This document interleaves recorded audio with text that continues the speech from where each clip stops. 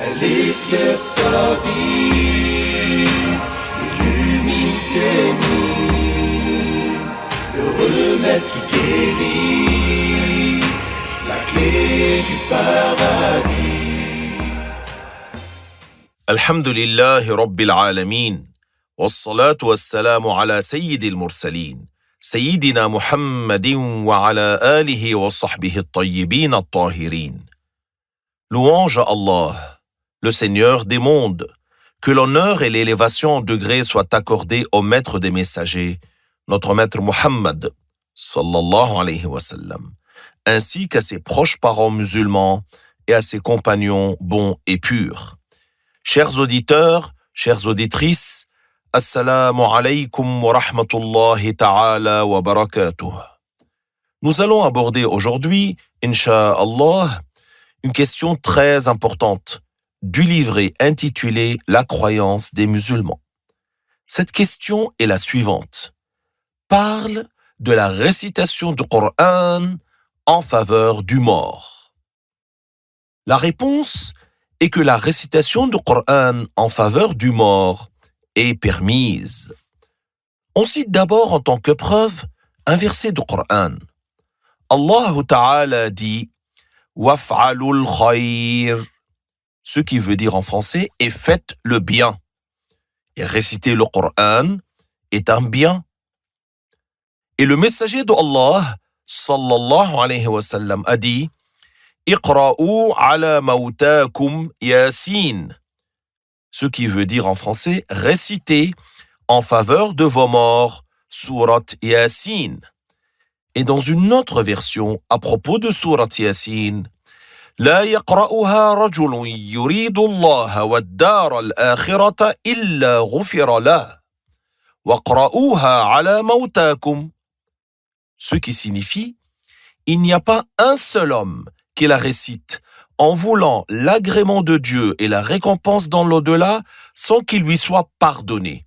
Et récitez-la pour vos morts.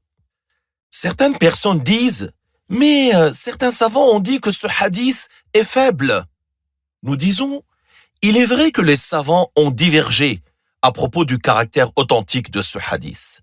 Certains savants ont dit qu'il est sahih, fort, authentique, et d'autres savants ont dit qu'il est faible, da'if. Mais les savants sont tous unanimes à dire qu'il est permis de réciter le Coran en faveur du mort musulman. Pour ceux qui ont dit que le hadith est sahih, cela est clair. Et pour ceux qui ont dit qu'il est faible, ils ont dit qu'il est permis d'appliquer ce hadith, c'est-à-dire de réciter Surat Yasin en faveur du mort en espérant pour lui la récompense et le pardon de la part de Dieu, comme cela est cité dans le hadith. Ceci est en raison du fait que les savants sont unanimes qu'il est autorisé d'œuvrer conformément au hadith faible en ce qui concerne les actes de bien, tout comme l'a dit An-Nawawi dans l'introduction de son livre très connu Al-Arba'oun An-Nawawiyya. Donc, comme réciter le Coran est un acte de bien, selon l'unanimité des savants, réciter le Coran en faveur du mort musulman en espérant un bien pour lui est une chose permise. Certaines personnes disent que le mot mautakum dans le hadith waqra'uha ala mautakum, que l'on a traduit par récitez-la en faveur de vos morts, ils disent ce qui est visé ici, c'est uniquement ceux qui sont en train d'agoniser, ceux qui sont en train de mourir, et non pas ceux qui sont déjà morts. Nous leur répondons. Dans la langue arabe, on emploie le terme mayyit, mort, à propos de celui qui agonise, c'est-à-dire celui dont l'âme est en train de sortir, mais aussi à propos de celui dont l'âme est déjà sortie, c'est-à-dire qui est déjà mort et qui n'a pas encore été enterré, et à propos de celui qui a été enterré récemment ou depuis une longue période.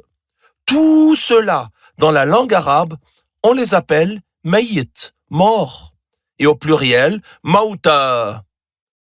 Donc lorsque le prophète sallallahu alayhi wa sallam a dit « Waqra'uha ala mautakum » qui signifie « et récitez-la en faveur de vos morts », cela englobe tous les sens mentionnés. C'est-à-dire que tu peux la réciter pour celui qui est en train d'agoniser, pour celui qui est mort et qui n'a pas encore été enterré, et pour celui qui a été récemment enterré, et pour celui qui a été enterré depuis longtemps.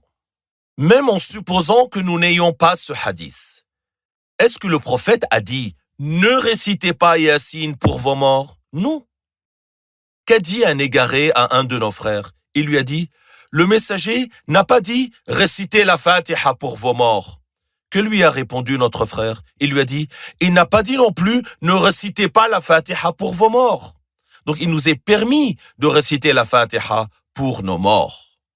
En effet, il est parvenu dans le hadith « إِذَا مَاتَ أَحَدُكُمْ فَلَا تَحْبِسُوهُ وَأَسْرِعُوا بِهِ إِلَى قَبْرِهِ وَلْيُقْرَأْ عِنْدَ رَأْسِهِ بِفَاتِحَةِ الْكِتَابِ وَعِنْدَ رِجْلَيْهِ بِخَاتِمَةِ الْبَقَرَةِ » Ce qui veut dire en français, lorsque l'un d'entre vous meurt, ne le retardez pas et amenez-le rapidement à sa tombe et qu'il soit récité au niveau de sa tête, la Fatiha, et qu'il soit récité au niveau des pieds, la fin de Surat Al-Baqarah.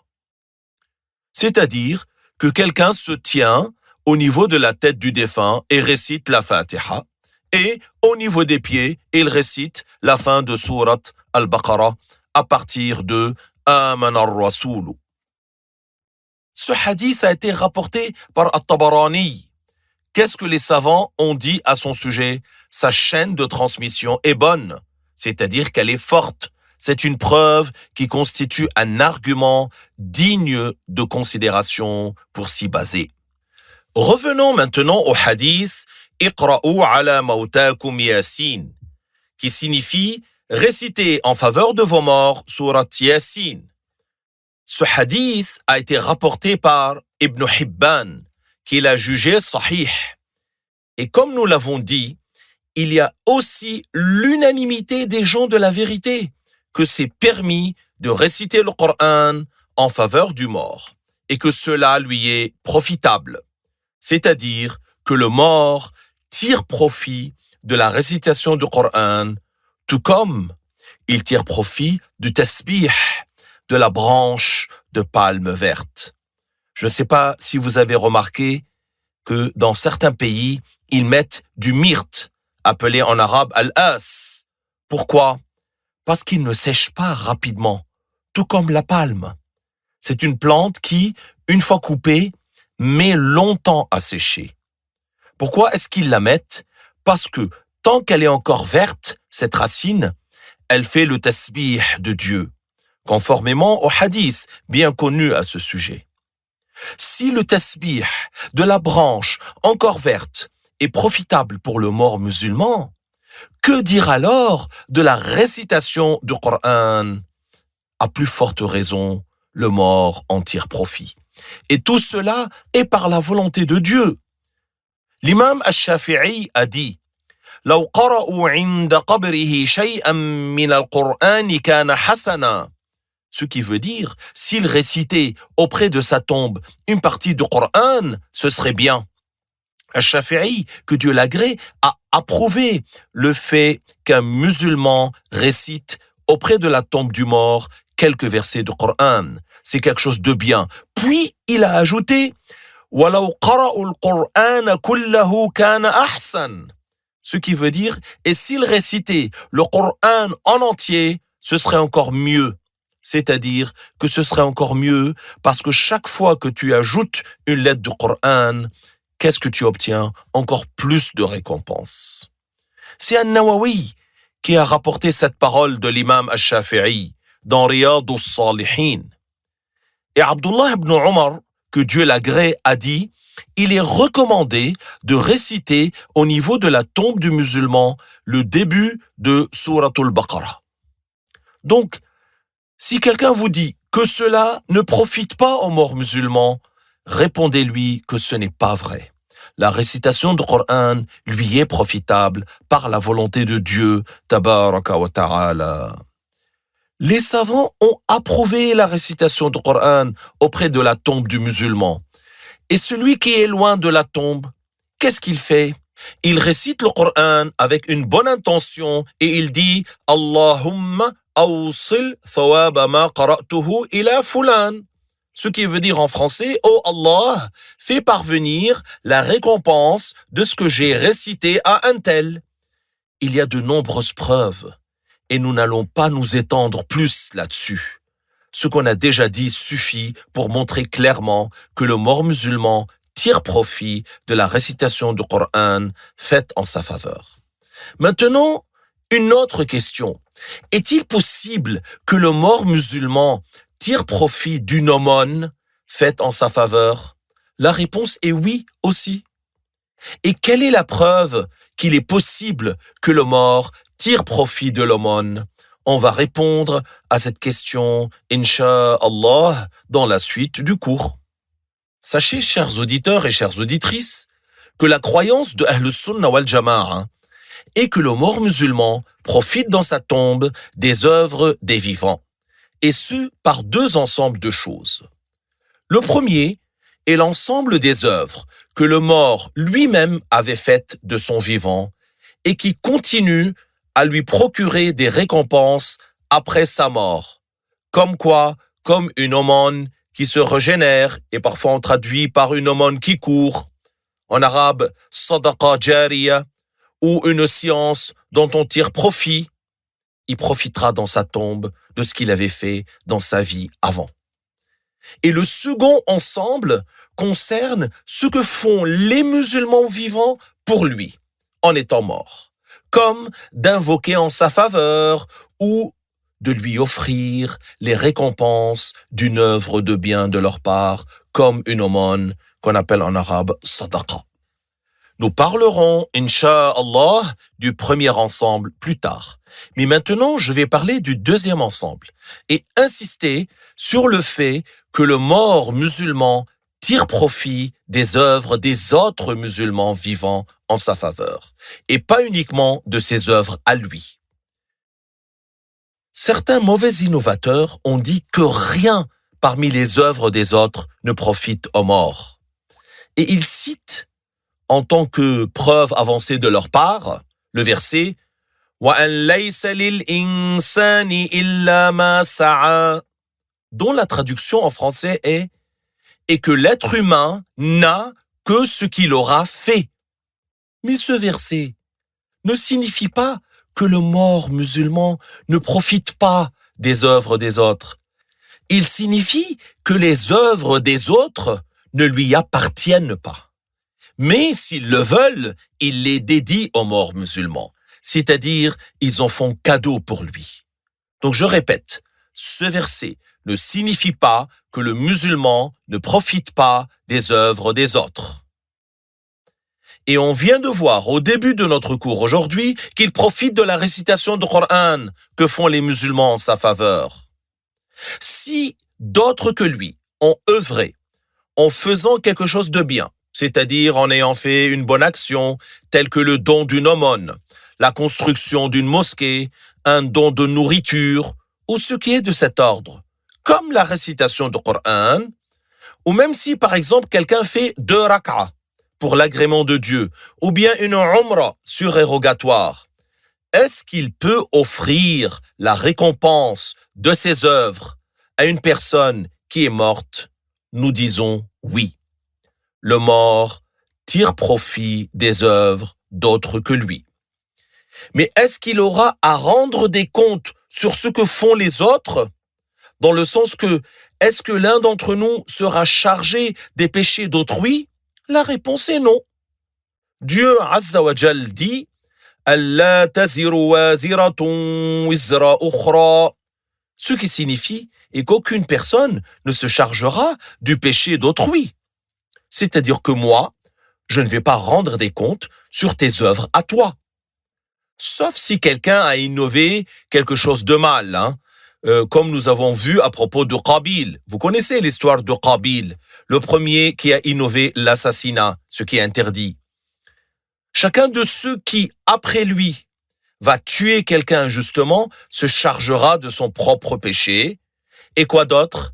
Il revient un péché à Qabil, le fils de Adam, qui était le premier à innover cette mauvaise chose. Le premier qui a commis, donc, l'homicide.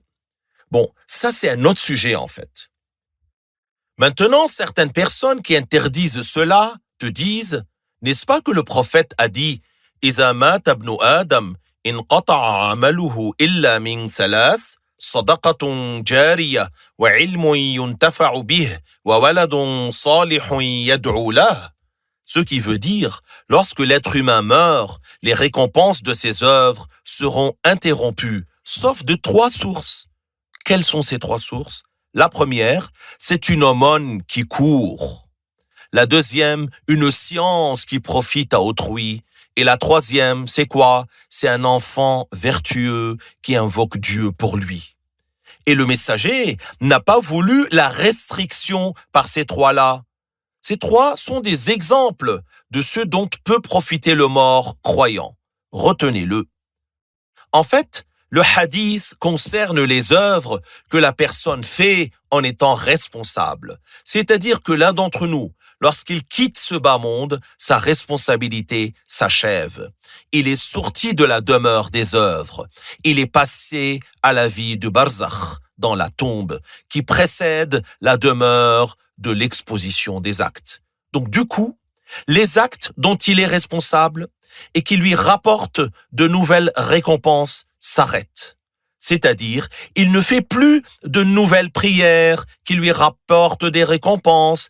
Il ne fait plus de nouvelles aumônes qui lui rapportent des récompenses. Mais, s'il avait fait pendant sa vie une aumône qui court après sa mort, ou s'il avait enseigné une science qui profite aux autres, ou s'il avait éduqué un enfant vertueux qui invoque Dieu en sa faveur, alors il aura des récompenses par cette voie, même après sa mort.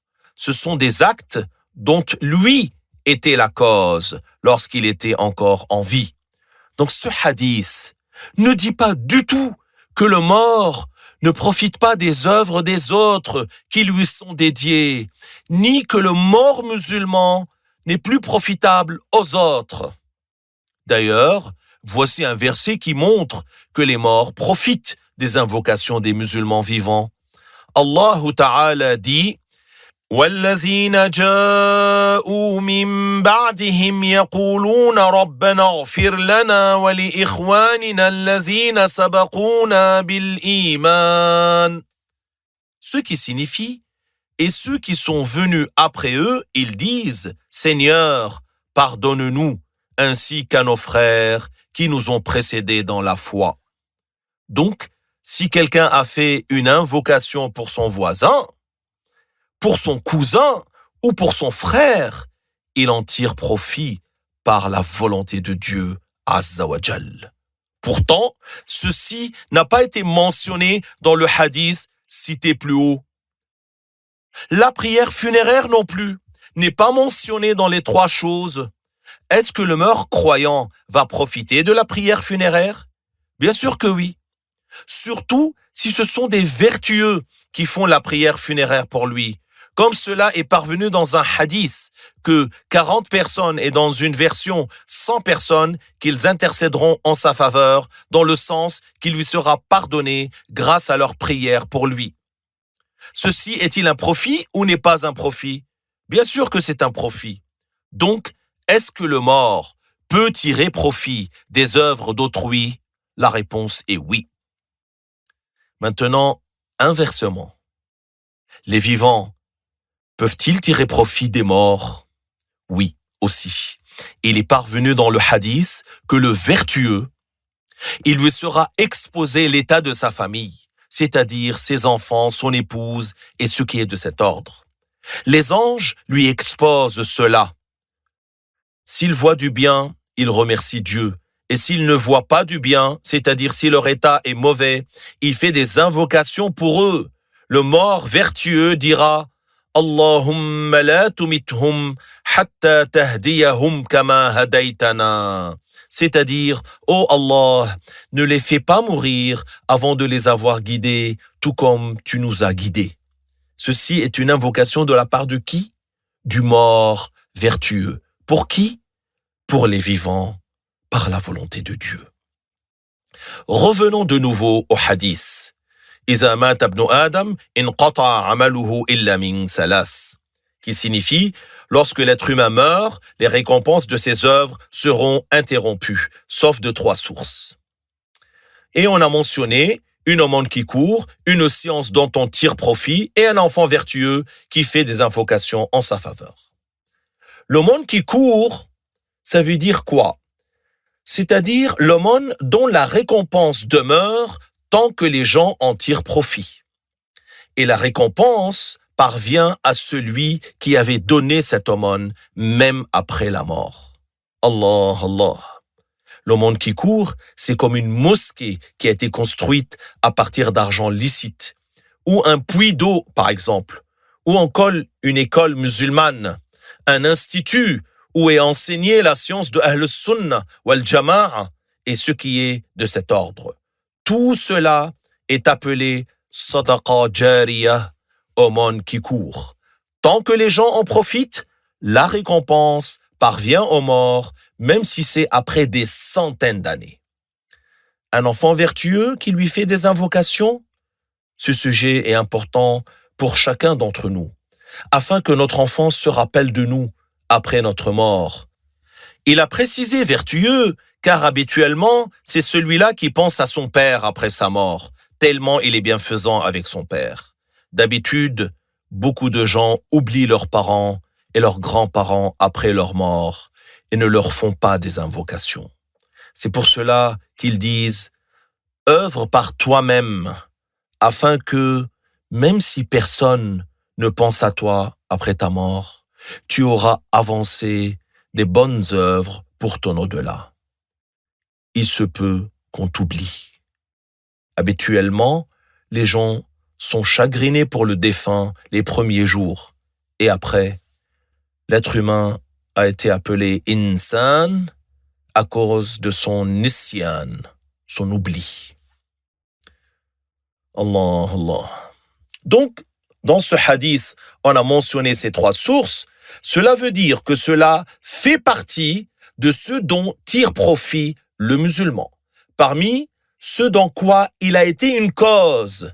Là, il est question de quoi? De ce dont on a été la cause. Mais il se peut que l'on tire profit de ce dont on n'a pas été la cause, comme ça a été dit avant.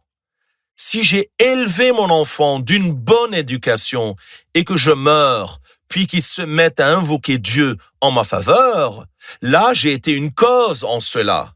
Mais il se peut que je tire profit aussi par autre que cela, comme la prière funéraire. Ce n'est pas moi qui la fera, et ce n'est pas moi qui dira aux gens de la faire. Et pourtant, j'en tirerai profit si Dieu le veut.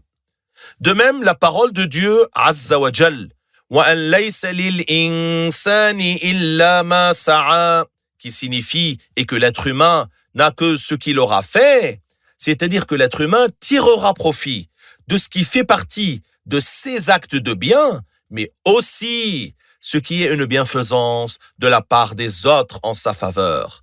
Même si cela ne fait pas partie de ses œuvres à lui, il en tirera profit aussi par la grâce que Dieu lui accorde. Et ce, comme la prière funéraire, elle n'est pas un acte du mort, mais il en tire profit. Donc si des gens s'étaient réunis, par exemple, pour réciter le Coran, puis ont terminé et ont offert la récompense aux morts, est-ce que cette récompense lui parvient, même si nous sommes éloignés?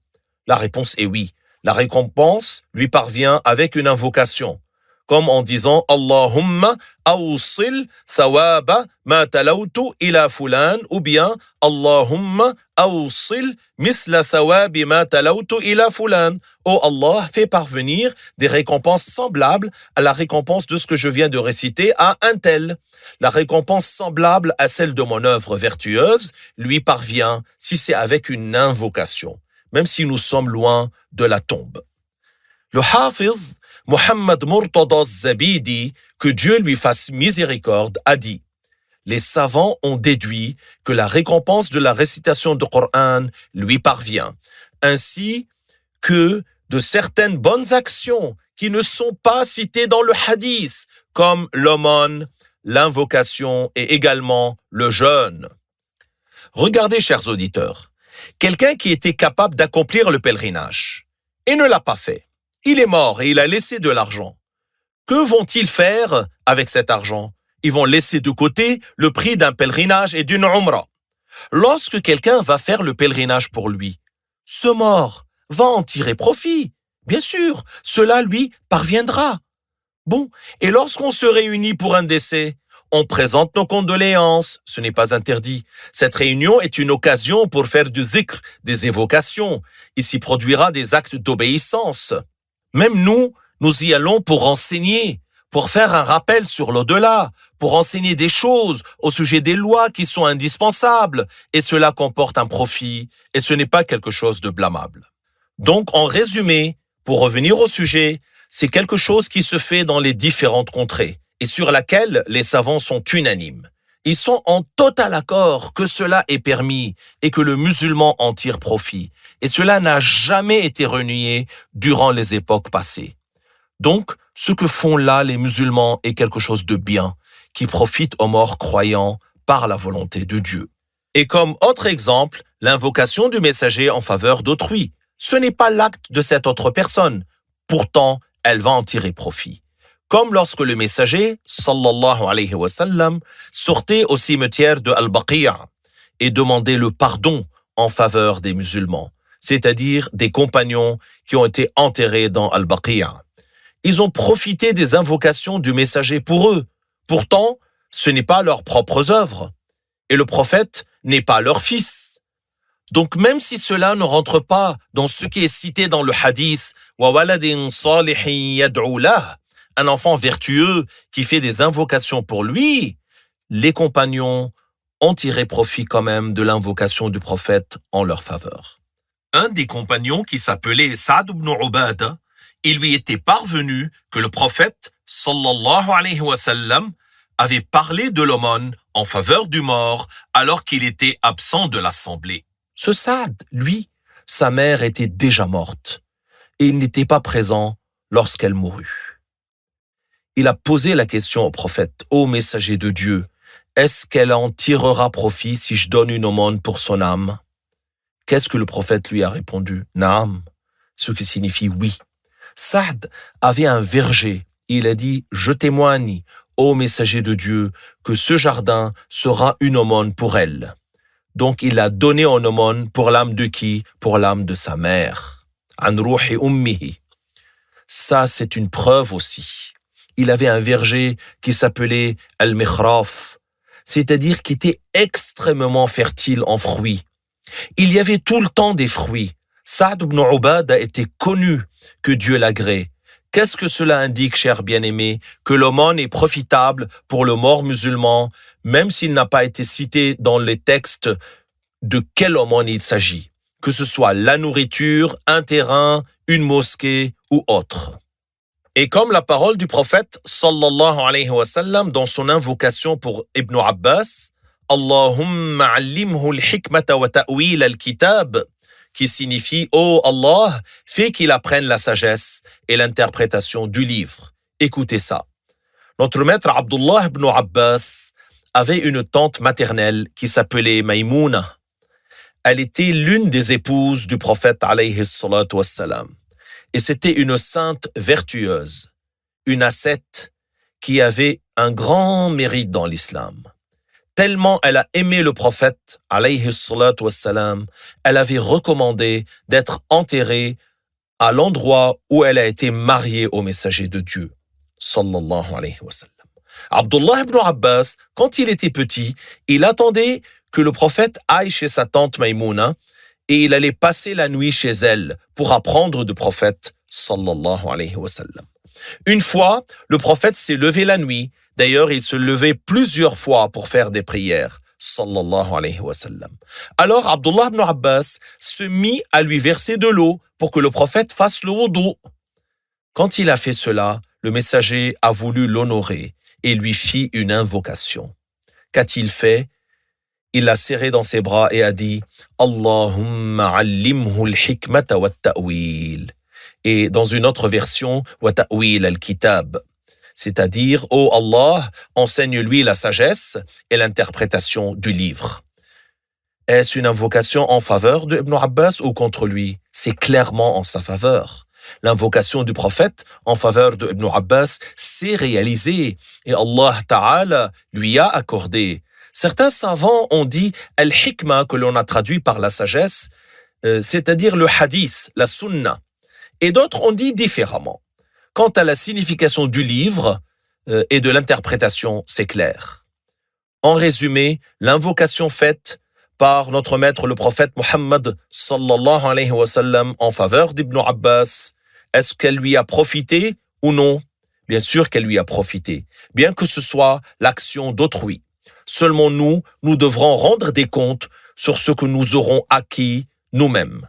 Voilà, je vous recommande à tous de réviser bien ce cours. C'est quelque chose qui est très profitable, Inch'Allah Ta'ala. Je vous retrouve demain, chers auditeurs, pour la suite de ce programme très important. Merci pour votre écoute. Barakallahu fikum. Wassalamu alaykum wa rahmatullahi wa barakatuh.